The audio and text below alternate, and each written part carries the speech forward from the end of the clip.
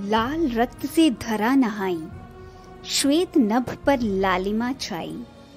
आजादी के नव उद्घोष पर सबने वीरों की गाथा गाई।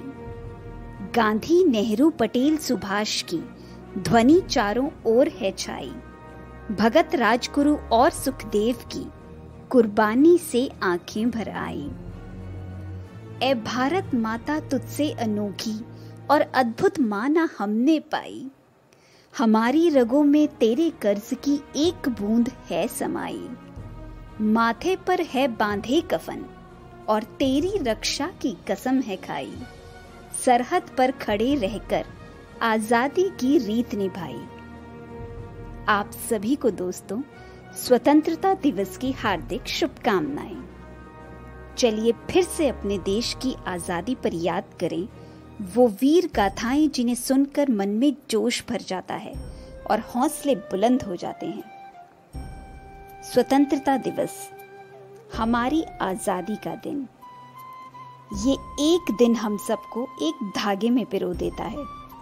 हमारी आजादी हमें कई कुर्बानियों के बाद मिली है।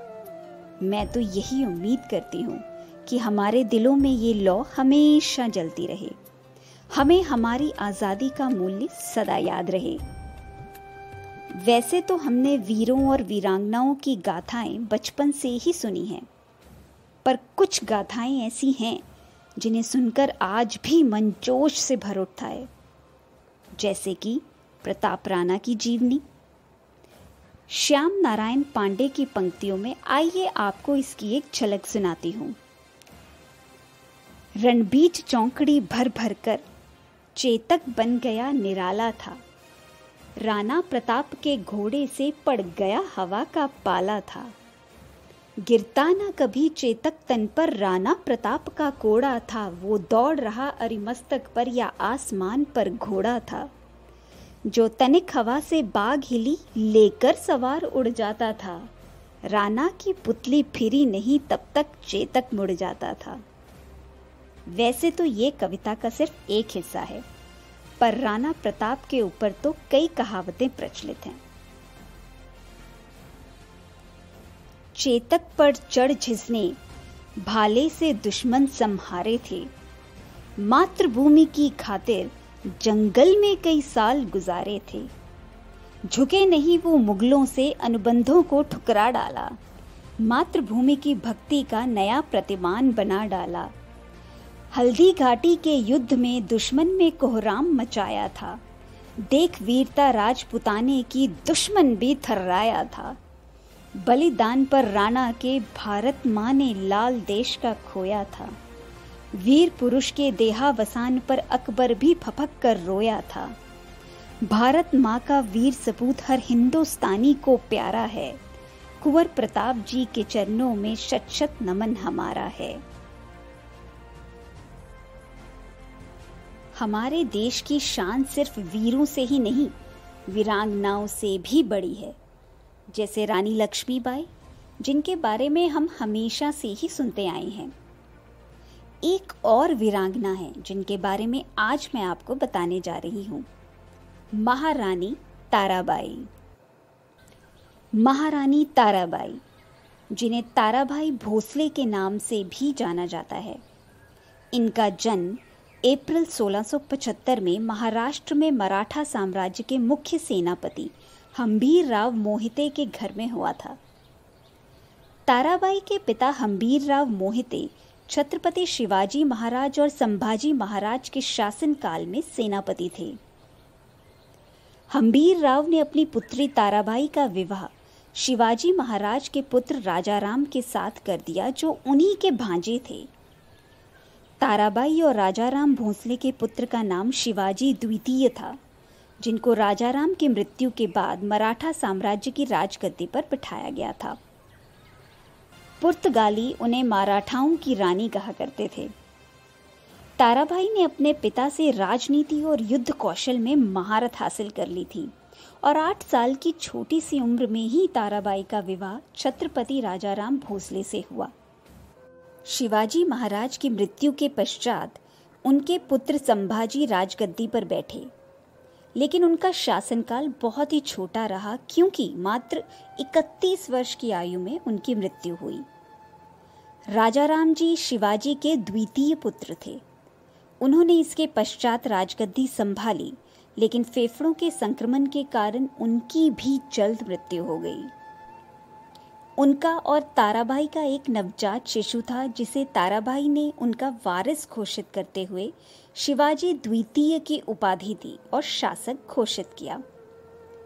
मराठा साम्राज्य तो एक तरह से तितर बितर होकर अपने घुटनों पे था, अपने शासकों की असमय मृत्यु के कारण।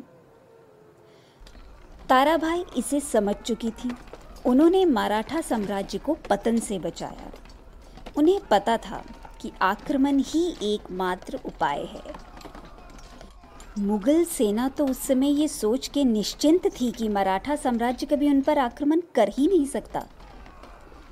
उस समय मुगलों में औरंगजेब का शासन था।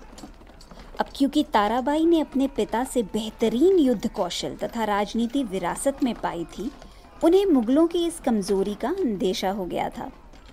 उन्होंने इसलिए तत्काल सेना की कमान संभाली और सेना की एक छोटी टुकड़ी के साथ नर्मदा नदी के पार मालवा में स्थित मुगलों की छावनी पर आक्रमण कर दिया।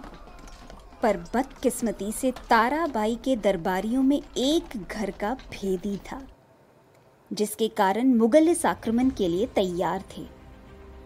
ताराबाई ने रात में आक्रमण की नीति बनाई थी। बावजूद इसके गद्दार के कारण ताराबाई को मुगलों ने हिरासत में ले लिया। लेकिन ताराबाई ने अपनी चतुराई और दूरदर्शिता के कारण एक पहरेदार को अपनी सोने की चूड़ियां देकर हिरासत से अपने आप को बचा लिया और 4 दिन के भीतर ही हिरासत से निकल गई।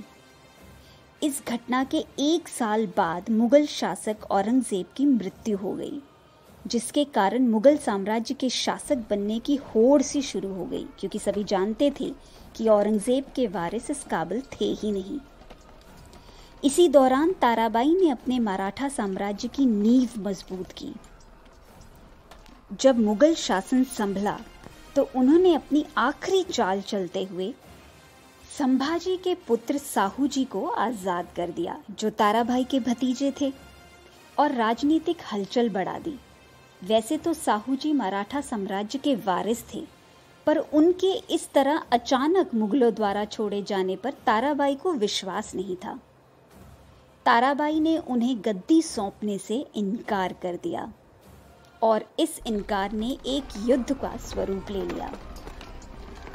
साहू जी ने मुगलों और पेशवा की मदद से ताराबाई की सेना को हरा दिया और शासन संभालते ही ताराबाई को सतारा के महल में आजीवन कारावास दे दिया। पर रानी ताराबाई ने वहां भी महल में अपना दरबार चलाया, सारे राजनीतिक फैसले लिए और 86 साल की उम्र में इस दुनिया को अलविदा कह दिया। अगर वो थोड़े साल और जीवित रहती तो मराठा साम्राज्य को पानीपत की तीसरी लड़ाई के बाद धूल में मिलते हुए देखती, क्योंकि इस बार ताराबाई जो नहीं थी मराठा साम्राज्य को जीवित रखने के लिए। एक मराठा रानी होते हुए भी ताराबाई को न केवल दुश्मनों से बल्कि समाज की नीतियों से भी लोहा लेना पड़ा। जो नाम आज की औरतों को हिम्मत देता, वो नाम इतिहास में कहीं खो सा गया है। उम्मीद करती हूँ कि हमारी आज़ादी के इस अवसर पर आप सब इस आज़ादी की कीमत को पहचानेंगे।